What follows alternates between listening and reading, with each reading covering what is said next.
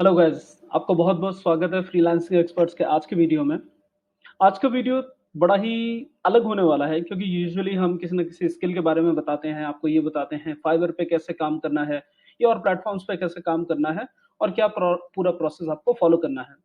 आज का video different इसलिए होने वाला है क्योंकि आप स्क्रीन पे देख सकते हैं, हम एक बहुत ही इम्पोर्टेंट टॉपिक डिस्कस करने वाले हैं, फ्रीलांसिंग वर्सेस ट्रेडिशनल जॉब।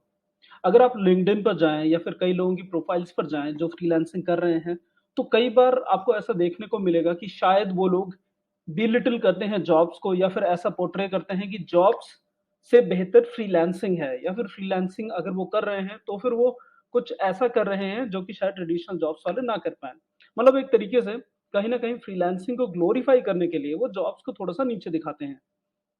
अगर आप एक नए प्रोफ़ेशनल हैं, बड़े ही नए हैं in terms of your career, अभी आप जस्ट शुरू कर रहे हैं, तो हो सकता है आपको ऐसी पोस्ट देकर आप इन्फ्लुएंस हो जाएँ और अपना डिसीज़न चेंज कर लें, ट्रेडिशनल जॉब की जगह फ्रीलांसिंग में आ जाएँ या फिर वाइस वर्सा भी हो सकता है। इसीलिए आज का जो वीडियो है, वो थोड़ा-सा हमारे जो यंगर ऑडियंस है, जो नए-नए ग्रेजुएट्स हैं या फिर जिन लोगों ने अभी अपना करियर शुरू किया है, 1, 2, 3 साल हुए हैं, उनको टारगेट करता हुआ है ये वीडियो। तो इसमें हम बात करने वाले हैं कि फ्रीलांसिंग या फिर ट्रेडिशनल जॉब, आपको इन दोनों में से कौन-सा चूज़ करना है, ठीक है?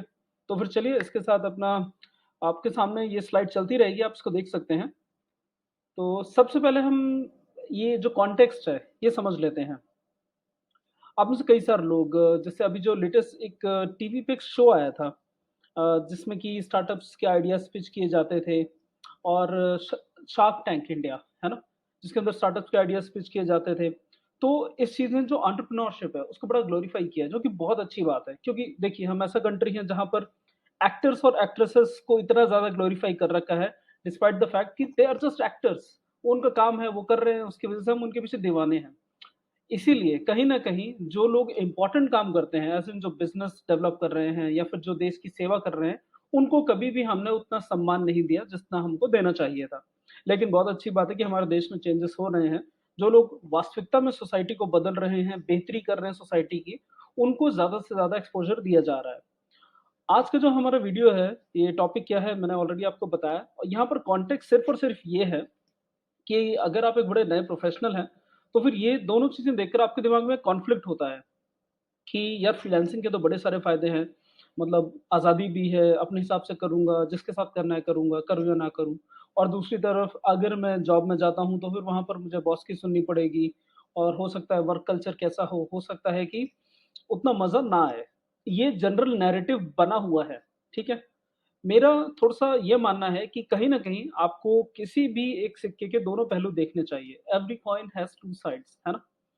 पोर्ट्रे किया जा रहा है सिर्फ़ एक साइड, एंटरप्रेन्योरशिप या फ्रीलांसिंग को बहुत तोड़ू दिखाया जा रहा है और स्टैंडर्ड जॉब्स को कहीं न कहीं जितना मुझे फ़ील होता है कि बिलिटल करते हैं, जो कि मेरे हिसाब से सही नहीं है। It's a very subjective choice for anyone, जिसको जो ठीक लगता है उसको वही चूज़ करना चाहिए, ठीक है? तो ये थोड़ा-सा कॉन्टेक्स्ट था।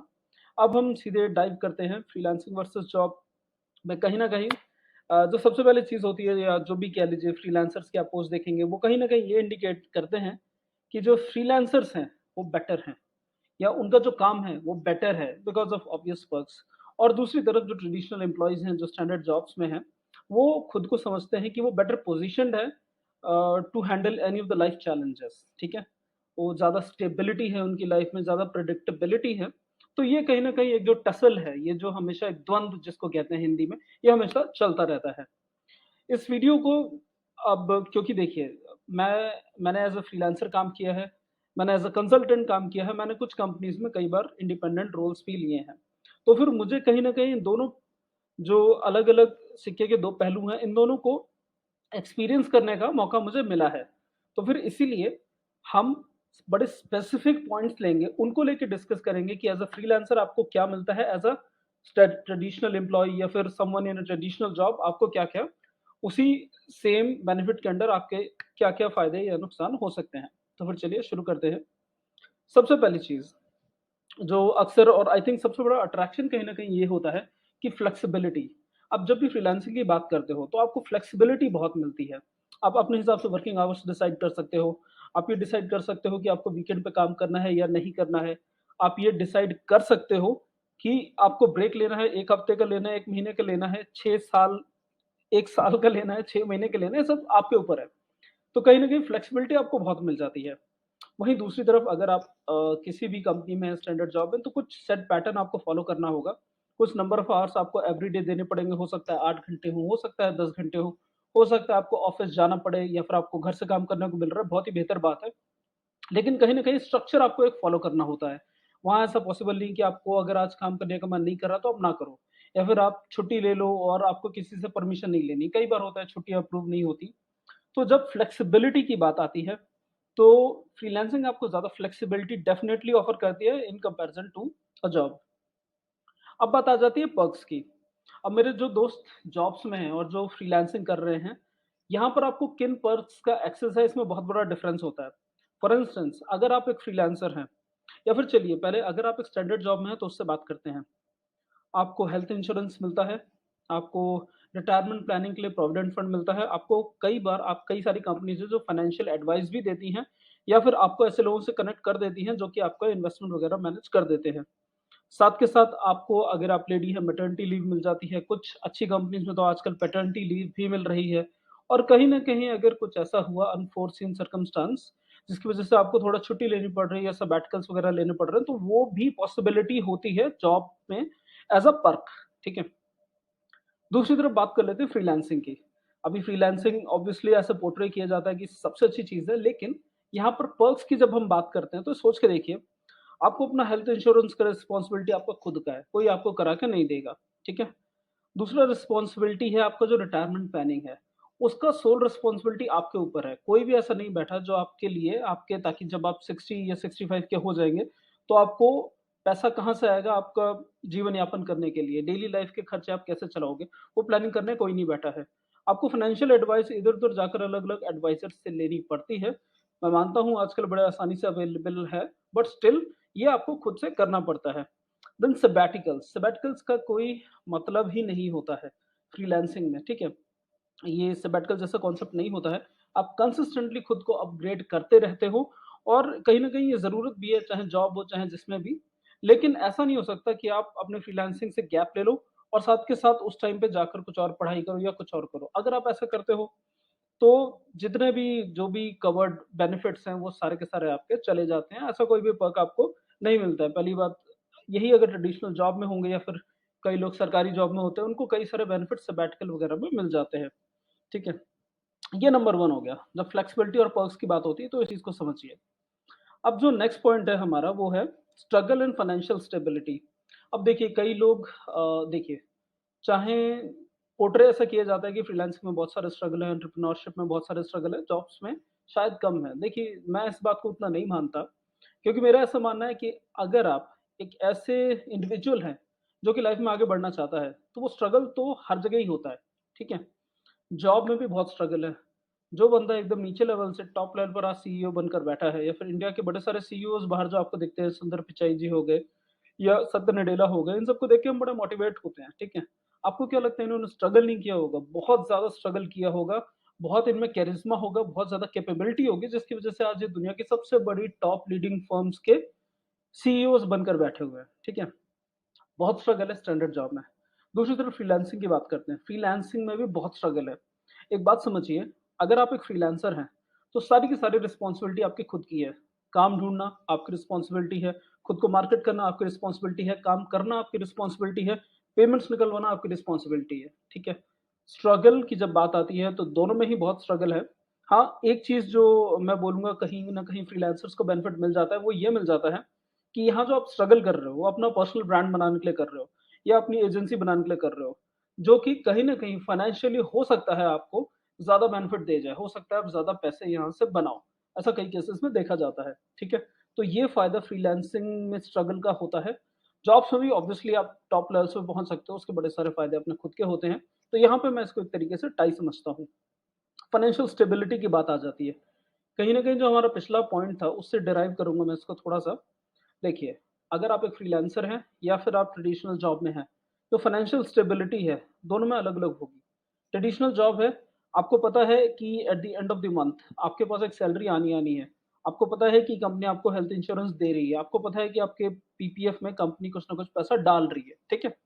तो फिर कहीं न कहीं आप एक बेटर पोज़ीशन में हैं एज अ इंडिविजुअल अगर आपकी फैमिली है तो एक फाइनेंशियली एक थोड़ा स्टेबल पोजीशन में है। ऑन द अदर हैंड अगर आप एक फ्रीलांसर हैं तो फिर यही सारी जो चीज़ें हैं, कोई ऐसी गारंटी नहीं है कहीं भी कि आपको हर महीने एक फिक्स्ड अमाउंट आता रहेगा। क्योंकि एक बहुत बड़ा चैलेंज कई सारे फ्रीलांसर्स फेस करते हैं वो है कंसिस्टेंटली नए-नए प्रोजेक्ट ढूँढना, है ना? बहुत ही जेन्युइन सा चैलेंज है और हर एक के लाइफ में आता ही आता है, हर फ्रीलांसर के, हर सेल्फ एम्प्लॉयड प्रोफेशनल के लाइफ में आता ही आता है। तो ये एक स्ट्रगल होता है और ऐसा तो है नहीं कि आपके खर्चे बंद हो गए। खर्चे आपके चलते रहेंगे, इनकम हो सकता है आपकी अप एंड डाउन करती रहे और सबके साथ होता है। मैं या आप कोई अलग नहीं है, लाइफ है ऊपर-नीचे सबकी चलती रहती है। तो फाइनेंशियल स्टेबिलिटी में मैं कहीं न कहीं कहूँगा अगर आप एक ट्रेडिशनल जॉब में हैं, तो आप कंपैरेटिवली बेटर प्लेस्ड हैं।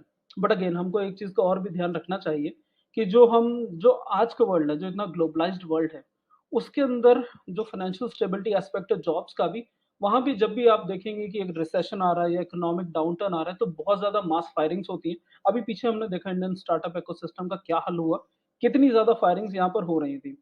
तो फिर मैं ये नहीं कह सकता कि हाँ, बहुत ज़्यादा सेफ रहोगे अगर आप एक किसी प्राइवेट कंपनी के लिए काम कर रहे हो, बहुत ज़्यादा सेफ रहोगे, मैं ये नहीं कहूँगा। But from a comparison point of view as a freelancer से ज़्यादा आपको स्टेबिलिटी मिल जाती है अपने ट्रेडिशनल जॉब में, ठीक है? अब जो हमारा थर्ड पॉइंट है उसकी तरफ आते हैं, being your own boss and freedom, ठीक है? Being your own boss it's portrayed as a luxury. हमेशा ऐसे दिखाया जाता है एज़ अ लग्ज़री की तरह कि मैं खुद का बॉस हूँ, ये वो ऐसे-वैसे फ्रीडम बहुत बहुत आपको ये सब बताया जाता है। और कहीं न कहीं ये one of the most important selling points है। मैं कई सारे लोगों को देखता हूँ फ्रीलांसिंग के कोर्सेज़ बेच रहे हैं।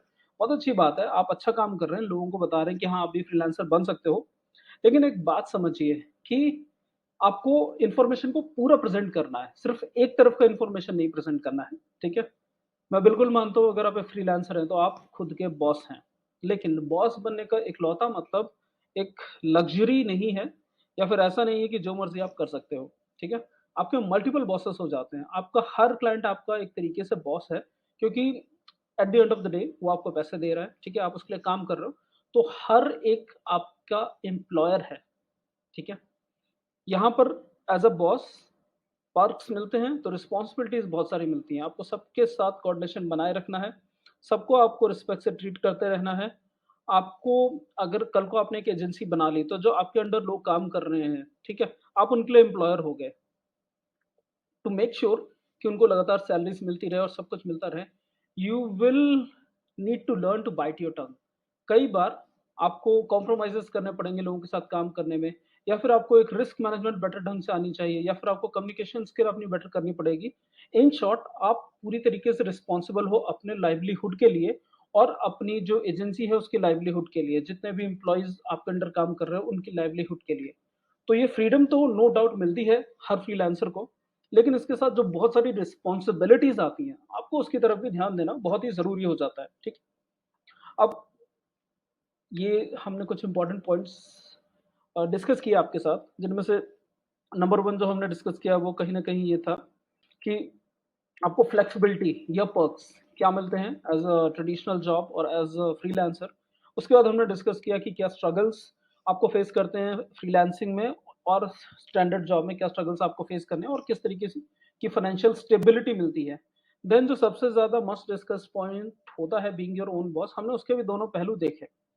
तो अब एक कंक्लूजन अगर मैं आपको देना चाहूँ, तो मेरा ये मानना है कि फ्रीलांसिंग वर्सेस जॉब जैसी कोई चीज़ होनी नहीं चाहिए, ठीक है? It's a very personal choice. अगर आप काम करना चाहते हैं, अपनी इंडिपेंडेंस बनाए रखना चाहते हैं, एक इंडिविजुअल आइडेंटिटी मेंटेन करना चाहते हैं और चाहते हैं कुछ अचीव करना या आपके अंदर वो एंटरप्रेन्योरियल स्पिरिट है, तो फिर बहुत अच्छी बात है, आप एक फ्रीलांसर बन जाइए। लेकिन दूसरी तरफ, अगर आपका हमेशा से ड्रीम रहा है कि आप एक बहुत बड़ी कॉर्पोरेट कंपनी को लीड करो, किसी ऐसी पावरफुल पोज़ीशन में जाओ, जहाँ पर आपको रिस्पेक्ट मिले, आपको रिस्पॉन्सिबिलिटी मिलने मिले, लेकिन वो जो ग्लैमरस आपको जो जॉब्स दिखती हैं, अगर आपका हमेशा से गोल रहा है वो करने का, तो it is your personal choice. दोनों में से कुछ भी एक दूसरे से बेहतर है, ये कहना हमेशा गलत होता है, ठीक है? तो फिर इसी के साथ ये आज का वीडियो इसको मैं ख़त्म करना चाहूँगा और जो नए फ्रीलांसर्स हैं या जो नए जॉब्स में हैं लोग और अभी भी कंसिडर कर रहे हैं दोनों चीज़ों को, तो उनको यही चीज़ कहना चाहूँगा कि दोस्तों देखिए, अपना टाइम लीजिए, ये जो-जो पॉइंट्स मैंने कहे, इन दोनों को इवैल्यूएट करिए उसके बाद डिसाइड करिए कि आपको इन दोनों में से क्या करना है, ठीक है? किसी का इंस्टाग्राम देखकर, किसी का लिंक्डइन पर बोल बच्चन जिसको कहते हैं, वो सब देख के इन्फ्लुएंस मत होइए। It has to be your decision, ठीक है? क्योंकि आप जो भी डिसीजन लोगे, उसके बाद उसको बैक आप ही ने करना है। आपके साथ कोई नहीं खड़ा होगा, उसमें पूरी की पूरी मेहनत आपकी खुद की होगी, स्ट्रगल आपका खुद का होगा और सक्सेस आपकी खुद की होगी। तो फिर बड़े ध्यान से इस चीज़ को चुनिएगा। और इसी के साथ अगर आप अपना करियर शुरू कर रहे हैं, आपके कोई भी डाउट्स हैं, कमेंट सेक्शन में पूछ लीजिएगा। मैं बिल्कुल ट्राई करूँगा कि मैं उनको आंसर करूँ। और चलिए, आपको ये वीडियो कैसा लगा कमेंट सेक्शन में मुझे बताइएगा और आपके व्यूज़ क्या हैं, इसको देखने के क्या तरीके हैं? या फिर किस तरीके से जो आजकल इसको पोर्ट्रे किया जा रहा है, उसके बारे में आप क्या सोचते हैं? ये सब मुझे बताइएगा। चलिए मिलते हैं अगले वीडियो में। नमस्कार।